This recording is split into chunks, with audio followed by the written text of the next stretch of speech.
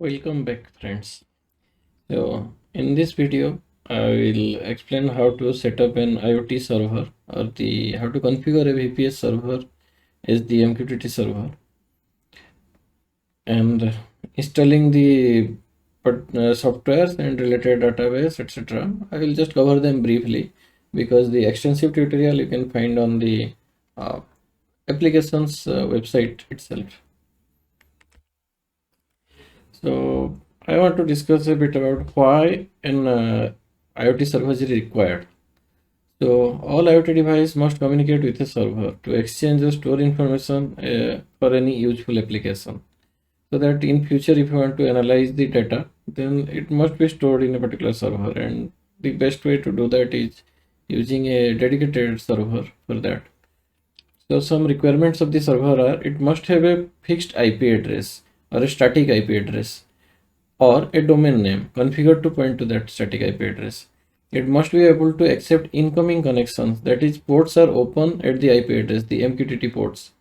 It must be online 24 by 7, or in other words, it should offer high reliability, both the server and the internet connectivity. It must have IoT protocol softwares installed, that is the MQTT server in this case. Or in fact, the software suite I will be installing is the ThingsBoard software. It should have the database to store the data from the IoT devices. Now, once we need to select a server or set up a IoT server that satisfies these minimum requirements. Now, let's explore the options. So, if I want to just for demonstration purpose in the lab or to just test our idea, then we can set up a local IoT server. So this can be like we can transmit the data over our Ethernet or Wi-Fi to the local server. Now for this purpose, you can use a single board computer like Raspberry Pi or your own computer, PC or laptop. For any actual use, however, we need a dedicated server with a public IP address so that any IoT device can be connected provided we have the right authentication. For commercial use, a dedicated server with large amount of resources, that is CPU or RAM, is needed. And for small scale use, a VPS will do just fine. So that is why in this example, I will be showing how to configure a VPS as an IoT server. So here are some things to consider if you are using Raspberry Pi or any other SBC for long-term use for any IoT. Now this is the thing. These SBCs, they use these SD cards or micro SD cards. Now micro SD cards are the cheapest type of available flash memory. So they do not have this write balancing hardware in them. And as we know, all flash memory or EEPROM, electrically erasable and programmable ROMs, they have a limited amount of write cycles that can be done on them, write and erase cycles. And once they exceed, they start to become corrupted. So this is a big issue if you are planning to use your SBC for months. Therefore, they are not designed for constant read write and by any operating system or a database program. On the other hand, solid state drives have the necessary hardware and firmware, specifically this write balancing firmware. So we can connect this SSD through that USB port of a Raspberry Pi 3 or Asus Tinkerboard and configure the Raspberry Pi to boot from the SATA hard disk instead. So once that is done, then it is as reliable as your computer or even the robustness of the microcontroller. Now, after configuring the SBC to boot from the SSD or HDD, you can have the SBC that can remain 24 by 7 till months or years to come. So this is a special case that you need to consider if you are choosing this one of the single board computers as your IoT servers. However, for a more permanent solution and also cost effective solution, you can choose a VPS, a affordable VPS. So this is an example of my particular VPS, which has been running for like 200 days. So as you can see, without being interrupted even once. So VPS, this one particular is a 3.5 GB RAM KVM VPS with 3 virtual CPU cores and 40 GB hard disk drive and one static IP. So the static IP is important to send the data to this particular address or to the server. Now it was purchased for about 32 US dollars on the from the forum, and this is owned by Regnard LLC USA, and it is perfect for the IoT experiments. Now the link for the where you can find this VPS and etc. I will provide in the description below. Now, for more reliable services, you can choose.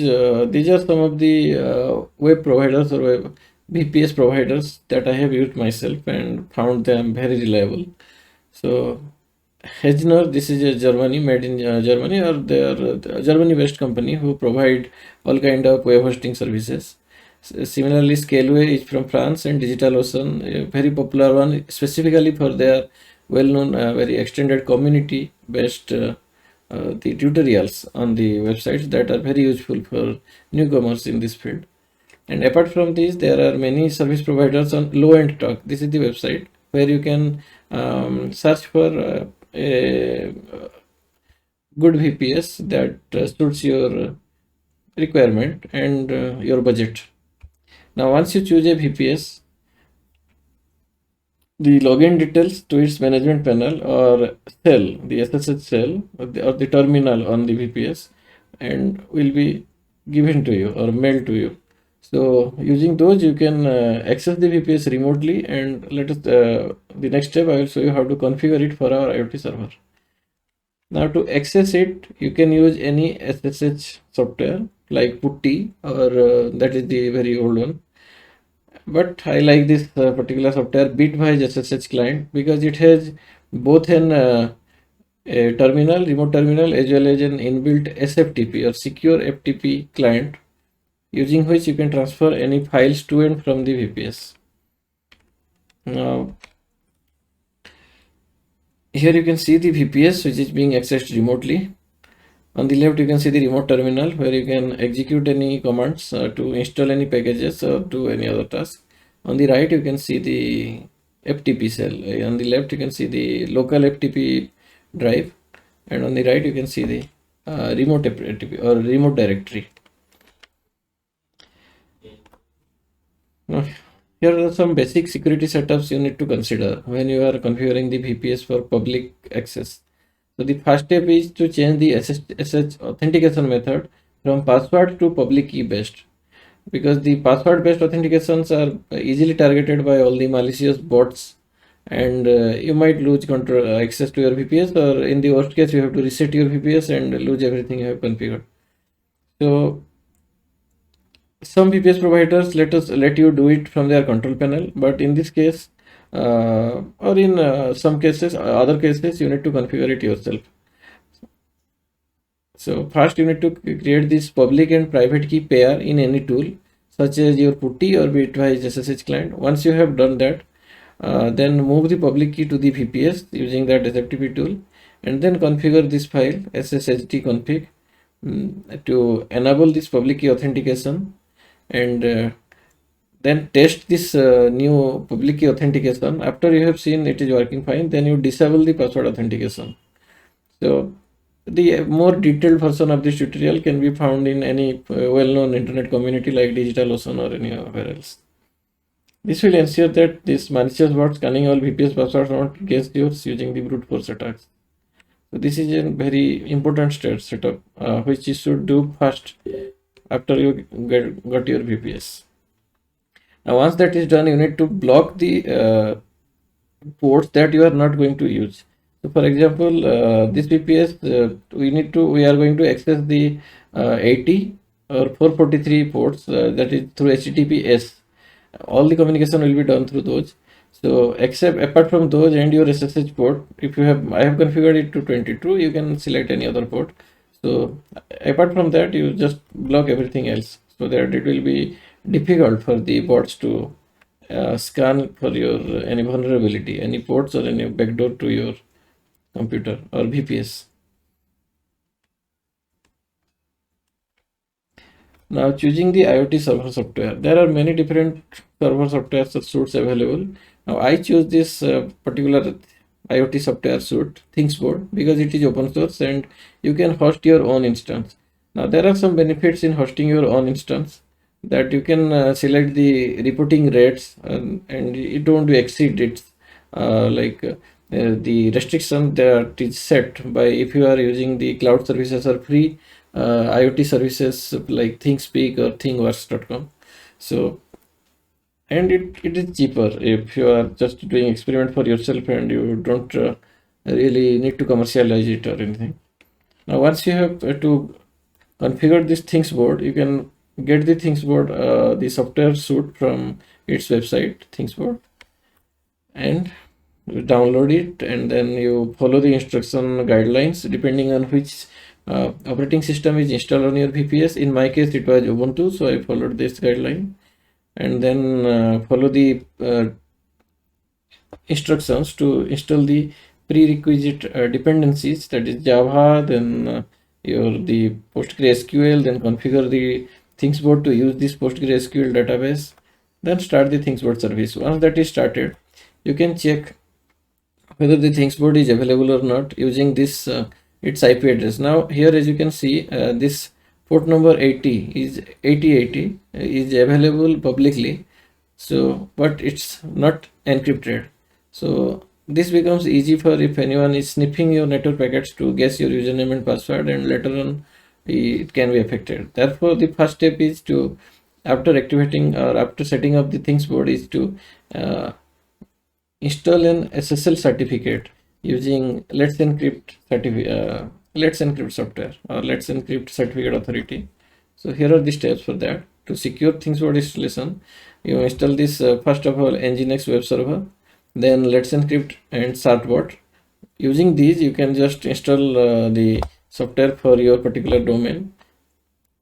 And yeah, I also purchased, like I already have my domain, so I created a subdomain and pointed it to the VPS IP address. Then your secured ThingsBoard IP will be available at this address. Instead of using, or if you are just testing it in your lab, you can just access it via localhost .8080, and you can also change the ports and everything. But this is useful, or this becomes easier if you have a domain name and if it is a publicly available IP address. Now, Let's Encrypt is a non-profit certificate authority run by Internet Security Research Group that provides the certificates for transport layer security or TLS encryption at no charge.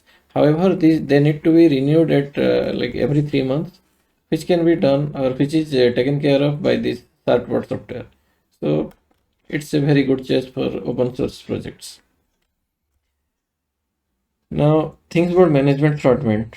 This is the front end where you can add a device or create a dashboard, etc. Now, the very basic thing you need to do before you can send data to this ThingsBoard server or IoT server is to get this access token. Now, for that, we have to create a device. So I created a device called ESP8266, and we need to copy this access token. Now, this access token will be used in the program inside the microcontroller, which will be used to authenticate with this server, and then we will be able to transmit our data. So the programming the microcontrollers will be covered in the next slides. Thank you for watching, and see you in the next video.